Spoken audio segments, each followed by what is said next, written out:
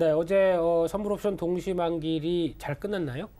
네, 네, 전해드렸듯. 네. 잘 끝났다고 합니다. 그렇게 되면은 선물옵션 동시만길이 끝나게 되면은 대거 어떻게 보면은 어떤 변경이 정기 변경이 일어나게 되죠. 그런 관점 쪽에서 봤었을 때 이런 변화가 나왔을 때 가장 체크를 해봐야 될 부분들은 이제 사이즈가 바뀌었을 때 어떤 그에 따른 패시브 자금들이 들어오느냐 아니면 빠져나가느냐 이런 쪽을 주목해야 되겠죠. 근데 가장 크게는 일단 위체급에서 아래체급으로 내려왔다라고 하게 되면 약간 실망이 들어갈 수밖에 없겠죠. 왜냐하면 원래 시가총액 기준으로 봤었을 때 상대적으로 좀 큰 애들이 같이 놀던 물에서 밑으로 내려간다는 얘기는 너네 뭔가 변화가 있는 거 아니냐.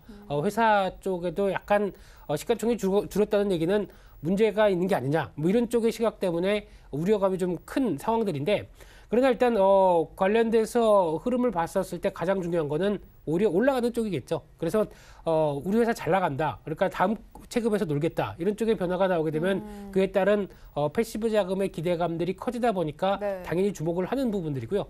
또 하나 여기서 또 눈여겨볼 부분들이 지금 같은 시장은 약간 종목 장세입니다. 그러니까 즉 시장의 지수는 모르겠다. 어떻게 될지 모르겠고 그 정도면 만족한다. 하지만 우리는 수익률은 종목에서 한번 뽑아내겠다라는 어떤 기조가 이번 주부터 지난주부터 상당히 강한 상황들이죠. 그러다 보니까 이런 종목들이 주가에 대한 상승 탄력들을 좀 더 가져가는 경향들이 있다라는 쪽으로 보여주고 있고요.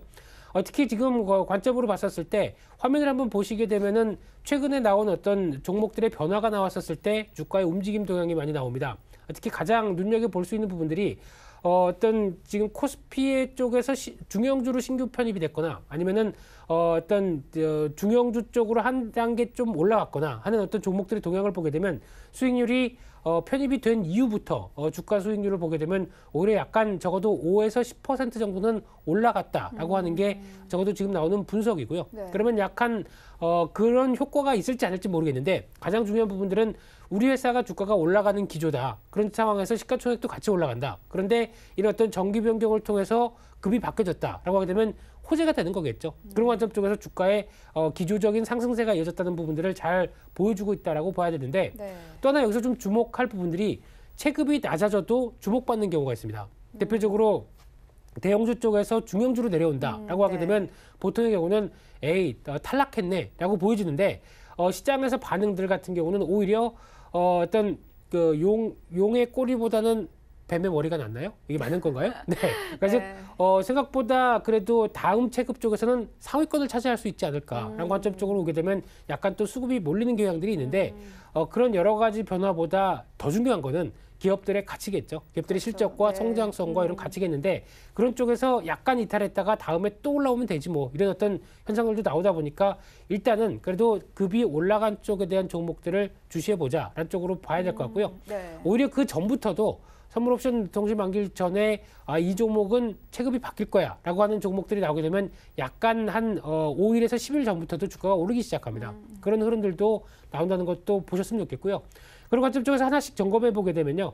이번에 대형주급에서 중형주로 한 단계 탈락되는 종목들이 7개가 있습니다. 그중에서 LG이노텍이나 뭐 동서 그리고 뭐 한샘, 녹십자, 만도 이런 종목들이 쭉 눈에 띄는데 그중에서 그래도 관심 있게 보라고 하게 되면은 LG이노텍 같은 경우는 실적 변화에 대해서 좀 더 눈여겨봐야 될 것 같고요. 그중에 하나 동서란 종목이 최근 들어서 음식료 업종과 관련돼서 여러 가지 변화가 강한데 그쪽에 대해서 중요한 변화를 좀 더 차지하는 게 아니냐라는 관점 쪽에서 최근 한 5일 전부터 주가에 대한 변화가 좀 강하기 시작했죠.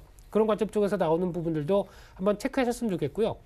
또나 중형주에서 대형주로 올라가는 종목들이 대우조선해양, GS건설, 쌍용양회, 뭐 필라코리아 이런 종목들이 쭉 있는데 관련돼서 종목들의 특징을 보게 되면 약간 남북 병협주 관련된 종목들도 눈에 띄고요. 그런 변화에서 약간 아직 경기 민감 섹터도 있는데 눈에 확 들어오는 종목은 솔직히 별로 없습니다. 그런 관점이고요. 또 하나 소형주에서 중형주 쪽으로 또 레벨업이 되는 종목들이 지금 화면에서도 나오겠는데요. 파미셀부터 한일현대시멘트, 필룩스, 인스코비 많은데 다 할까요? 네, 그런 종목들이 있는데 그 중에서 이런 중형주급에서 새롭게 눈에 띄는 종목이 한 33개가 있습니다. 그런 차원으로 봤었을 때 그래도 눈에 띈다라고 하는 종목이 한솔제지 않을까. 중기적으로 봤을 때는 최근에 제지 업황 관련돼서 골판지 종목들이 잘 나가죠.